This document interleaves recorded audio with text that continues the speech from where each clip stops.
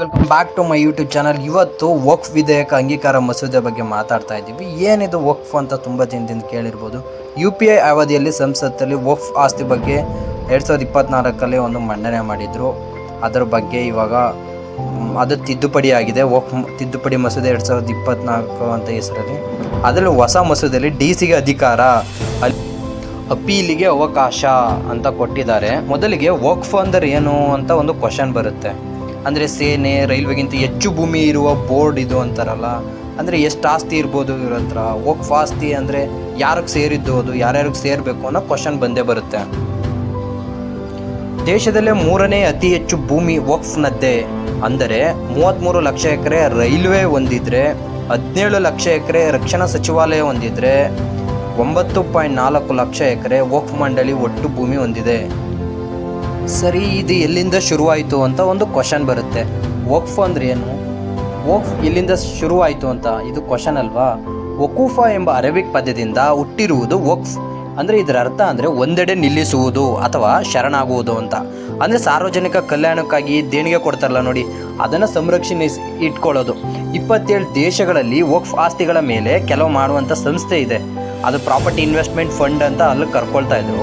ಅಂದರೆ ಒಬ್ಬ ವ್ಯಕ್ತಿ ಧಾರ್ಮಿಕ ಕಾರಣಗಳಿಗಾಗಿ ಅಥವಾ ದೇವರ ಹೆಸರಿನಲ್ಲಿ ತನ್ನ ಆಸ್ತಿನ ದಾನ ಮಾಡ್ತಾರಲ್ಲ, ಅದನ್ನು ವಕ್ಫ್ ಆಸ್ತಿ ಅಂತ ಕರೀತಾ ಇದ್ರು ಹಿಂದೆ. ಓಕೆನಾ. ಇದು ರೂಪಾಯಿ ಆಗಿರ್ಬೋದು, ಚಿನ್ನಾಭರಣ ಆಗಿರ್ಬೋದು, ವಜ್ರ ಆಗಿರ್ಬೋದು, ಅಥವಾ ಯಾವುದೇ ರೀತಿ ಮನೆ, ಹೊಲ, ಜಮೀನು, fan, cooler, cycle, TV, fridge, ಇದು ಕೂಡ ವಕ್ಫ್ ಆಸ್ತಿ ಭಾಗ ಆಗ್ತಾಯಿತ್ತು. ಸಾಮಾನ್ಯವಾಗಿ ಇಂಥ ಆಸ್ತಿಗಳನ್ನ ಅಲ್ಲಾಹನ ಹೆಸರಿನಲ್ಲಿ ಎಂದೇ ಮುಸ್ಲಿಮರು ನಂಬ್ತಾರೆ. ಓಕೆನಾ. ವಕ್ಫ್ ಆಸ್ತಿ ತನ್ನ ಆಸ್ತಿಯನ್ನು ನೀಡುವ ವ್ಯಕ್ತಿನ ವಾಕಿಫ ಎಂದು ಕರೀತಾ ಇದ್ರು. ವಾಕಿಫ ತನ್ನ ಆಸ್ತಿಯಿಂದ ಬರುವಂಥ ಆದಾಯನ ಶಿಕ್ಷಣ ಅಥವಾ ಆಸ್ಪತ್ರೆ ಆಗಿರ್ಬೋದು ಅದಕ್ಕೆ ಖರ್ಚು ಮಾಡಬೇಕು ಅಂತಿತ್ತು. ಆದಾಯವನ್ನು ಅದಕ್ಕಾಗಿ ವಿನಿಯೋಗಿಸಬೇಕಿತ್ತು. ಅನಾಥ ಮಕ್ಕಳಿಗೆ ಖರ್ಚು ಮಾಡಲು ಬಯಸಿದರೆ ಅದರ ಉದ್ದೇಶಕ್ಕಾಗಿ ಬಳಸಬೇಕಾಗಿತ್ತು. ಇವನ್ನ ಧರ್ಮದ ಹೊರತಾಗಿ ಯಾವುದೇ ಉದ್ದೇಶಕ್ಕಾಗಿ ಮಾರಾಟ ಮಾಡುವಂತಿಲ್ಲ ಅಂತ ವಕ್ಫ್ ಇದ್ದಿದ್ದು. ಓಕೆನಾ. ಅಲ್ಲಿಂದ ಸ್ಟಾರ್ಟ್ ಆಗಿದ್ದು ಇದು. ವಕ್ಫ್ ಅಂದರೆ ಏನು ಅನ್ನೋದು, ಯಾಕೆ ಬಳಸ್ತಾ ಇದ್ರು, ಏನು ಅಂತ. ನಂತರ ವಕ್ಫ್ ಹುಟ್ಟಿನ ಬಗೆಗಿನ 3 ಕಥೆಗಳು. ಈಗ ವಕ್ಫ್ ಆಸ್ತಿ ಯಾವಾಗಿಂದ ಬಂತು, ಅದು ಹೆಂಗೆ ಹುಟ್ಕೊಳ್ತು ಅನ್ನೋದ್ರ ಬಗ್ಗೆ 3 ಕಥೆಗಳು ಕೊಟ್ಟಿದ್ದಾರೆ.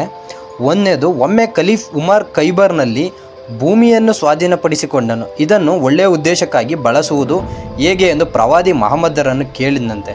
ಅದಕ್ಕೆ ಪ್ರವಾದಿಯವರು ಹೇಳ್ತಾರೆ, ಆಸ್ತಿಯಿಂದ ಬರುವಂಥ ಆದಾಯವನ್ನು ಜನರ ಸೇವೆಗೆ, ಅವರ ಅಗತ್ಯಗಳಿಗೆ ಖರ್ಚು ಮಾಡಿ. ಇದನ್ನು ಮಾರಾಟ ಮಾಡಬಾರದು, ಯಾರಿಗೂ ಉಡುಗೊರೆಯಾಗಿ ನೀಡಬಾರದು, ಪಿತ್ರಾರ್ಜಿತ ಪಡೆಯಬಾರದು ಎಂದು ಸೂಚಿಸಿದರು ಎಂಬುದು ಪ್ರತೀತಿ. ಇದು ಒಂದನೇದು.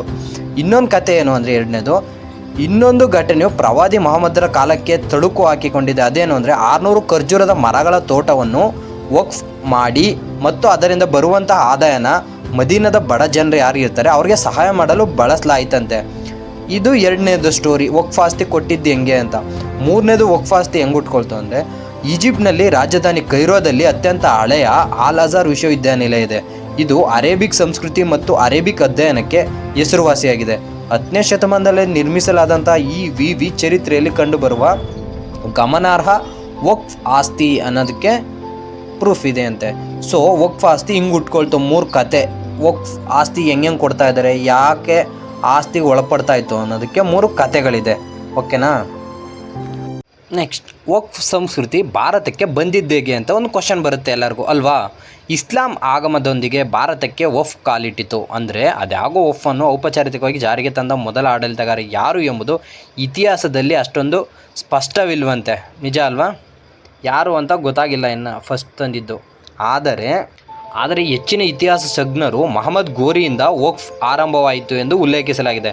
ಅದು 12ನೇ ಶತಮಾನದಲ್ಲಿ ಪೃಥ್ವಿರಾಜ್ ಚೌಹಾಣ್ ಗೆದ್ದ ನಂತರ ಮೊಹಮ್ಮದ್ ಗೋರಿ ಸೇನಾಶಕ್ತಿ ಹಾಗೂ ಇಸ್ಲಾಮಿಕ್ ಪ್ರಭಾವ ಹೆಚ್ಚಿಸುವುದಕ್ಕಾಗಿ ಅವಿಭಜಿತ ಭಾರತ ಪಂಜಾಬ್ ಮುಲ್ತಾನ್ನ ಜಾಮಿ ಮಸೀದಿಗೆ 2 ಗ್ರಾಮನ ದತ್ತು ನೀಡಿ ಮುಸ್ಲಿಮರ ಶಿಕ್ಷಣ ಮತ್ತು ಪ್ರಾರ್ಥನೆಗಾಗಿ ಇದನ್ನು ಬಳಸಿಕೊಳ್ಳಲು ತಿಳಿಸಿದ್ದ ಎಂದು ಹೇಳಲಾಗುತ್ತದೆ. ಆವಾಗ ದಾನ ಕೊಟ್ಟಿದ್ರಲ್ಲ, ಅಲ್ಲಿಂದ ವಕ್ಫ್ ಸ್ಟಾರ್ಟ್ ಆಯಿತು ಅಂತಾರೆ.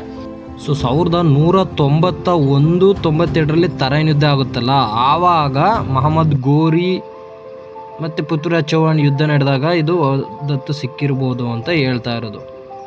ಓಕೆನಾ. ಮಹಮ್ಮದ್ ಗಜನಿ ಭಾರತದ ಮೇಲೆ 17 ಬಾರಿ ದಂಡಯಾತ್ರೆ ಮಾಡಿದ್ದ. ಇದು ಮಹಮ್ಮದ್ ಗೋರಿ ಹೇಳ್ತಾ ಇರೋದು, ಗಜನಿ ಅಲ್ಲ. ಇತಿಹಾಸ ತಜ್ಞರಲ್ಲಿ 2 ಗ್ರಾಮಗಳನ್ನ ದತ್ತು ನೀಡಿದರು. ಅದು ಮುಸ್ಲಿಮರ ಶಿಕ್ಷಣ ಮತ್ತು ಪ್ರಾರ್ಥನೆಗಾಗಿ ಬಳಸಿಕೊಳ್ಳಲು ತಿಳಿಸಿದ್ದ ಎಂದು ಹೇಳಲಾಗುತ್ತದೆ. ಸೊ ಅಲ್ಲಿಂದ ಇದು ಸ್ಟಾರ್ಟ್ ಆಗಿರ್ಬೋದು ಅಂತ ಒಂದು ಇದೆ, ಬಂದಿದ್ದೇಗೆ ಭಾರತಕ್ಕೆ ಅಂತ. ನಂತರ 1913ರಲ್ಲಿ ಬ್ರಿಟಿಷರು ಸರ್ಕಾರ ಔಪಚಾರಿಕವಾಗಿ ವಕ್ಫ್ ಮಂಡಳಿಯನ್ನು ಆರಂಭಿಸಿತು. ಬ್ರಿಟಿಷರು 1913ರಲ್ಲಿ ಒಂದು ಔಪಚಾರಿಕವಾಗಿ ವಕ್ಫ್ ಮಂಡಳಿಯನ್ನು ಪ್ರಾರಂಭಿಸ್ತಾರೆ. ಇದು 1923 ವಕ್ಫ್ಗೆ ಸಂಬಂಧಿಸಿದ ಮೊದಲ ಕಾಯಿದೆ ಜಾರಿಗೊಂಡಿತ್ತಾದರೂ ಆ ಆಚರಣೆ ಕೇವಲ ವೈಯಕ್ತಿಕ ಮಟ್ಟದಲ್ಲಿಷ್ಟೇ ಇತ್ತು. ಅಂದರೆ ಮುಸ್ಲಿಮರಿಗೆ ಜಮೀನ್ದಾರರು, ನವಾಬರು ಹೆಚ್ಚು ಆಸ್ತಿಯನ್ನು ಸಮುದಾಯ ಕಲ್ಯಾಣಕ್ಕಾಗಿ ದಾನ ಮಾಡಿದರು. ಅಂದರೆ ಭಾರತದಲ್ಲಿ ಹೆಚ್ಚಿನ ವಕ್ಫ್ ಆಸ್ತಿಗಳಲ್ಲಿ ಮುಸ್ಲಿಂ ಮಕ್ಕಳಿಗಾಗಿ ಮದರಾಸುಗಳು, ಪ್ರಾರ್ಥನೆಗೆ ಮಸೀದಿ, ಅಂತಿಮ ನೆಮ್ಮದಿಗೆ ಸ್ಮಶಾನ, ತಬ್ಬಲಿ ಜೀವಗಳಿಗೆ ಅನಾಥಾಶ್ರಮ ಅದಕ್ಕೋಸ್ಕರ ಮಾಡಿದರು. ಆದರೆ ಇನ್ನೂ ಅನೇಕ ಆಸ್ತಿಗಳು ಖಾಲಿ ಇವೆ, ಅಲ್ಲದೆ ಅಕ್ರಮವಾಗಿ ಆಕ್ರಮಿಸಿಕೊಂಡ ಜಾಗಗಳು ಸೇರಿವೆ ಅಂತ ಇಲ್ಲಿ ನೋಡ್ಬೋದು ಗಾಯ್ಸ್. ನೆಕ್ಸ್ಟ್ ವಕ್ಫ್ ವ್ಯವಸ್ಥೆ ಇರುವ ದೇಶಗಳು ಅಂದರೆ ಬರೀ ಭಾರತದಲ್ಲಿ ಮಾತ್ರ ವಕ್ಫ್ ವ್ಯವಸ್ಥೆ ಇದೆಯಾ? ಇಲ್ಲ ಗಾಯ್ಸ್. ಮಧ್ಯಪ್ರಾಚ್ಯ ಅಂದರೆ Saudi Arabia, Egypt, Jordan, Lebanon, Syria, Iraq ಇತರ ರಾಷ್ಟ್ರಗಳಲ್ಲೂ ಇದೆ. ಓಕೆ, ಮಧ್ಯಪ್ರಾಚ್ಯ ರಾಷ್ಟ್ರಗಳು ಇದಾಯ್ತಾ.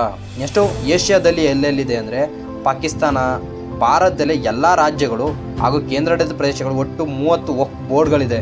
ಇತರ ವಲಯ ಅಂದರೆ ಮುಸ್ಲಿಂ ಬಹುಸಂಖ್ಯಾತ ರಾಷ್ಟ್ರಗಳಾದಂಥ ಮಲೇಷಿಯಾ ಇರ್ಬೋದು, ಇಂಡೋನೇಷ್ಯಾ, ಅಲ್ಲದ ಆಫ್ರಿಕಾದ ಕೆಲವು ರಾಷ್ಟ್ರಗಳಲ್ಲಿ. ಸೊ ಇದಿಷ್ಟು ಈ ವಕ್ಫ್ ಬೋರ್ಡ್ ಬಗ್ಗೆ ಇನ್ಫಾರ್ಮೇಷನ್ ಕೊಡಬೇಕು ಅನ್ನಿಸ್ತು ಗಾಯ್ಸ್. ಈಗ ಇದು ಯಾಕೆ ನ್ಯೂಸಲ್ಲಿದೆ ಅಂದರೆ, ಸೊ ಇದು 6 ತಿದ್ದುಪಡಿ ಮುಖ್ಯವಾಗಿದೆ. 1995ರ ವಕ್ಫ್ ಮಸೂದೆ ಅನ್ವಯ ಸರ್ಕಾರಿ ಆಸ್ತಿಯನ್ನು ವಕ್ಫ್ ಆಸ್ತಿ ಎಂದು ಘೋಷಿಸಲಾಗುತ್ತಿತ್ತು. 2024ರ ತಿದ್ದುಪಡಿ ಮಸೂದೆಯಲ್ಲಿ ಸರ್ಕಾರಿ ಆಸ್ತಿಯನ್ನು ವಕ್ಫ್ ಆಸ್ತಿ ಎಂದು ಪರಿಗಣಿಸಿದರೂ ವಿವಾದವನ್ನು ಜಿಲ್ಲಾಧಿಕಾರಿ ಪರಿಹರಿಸಬೇಕು. 1ನೇದು.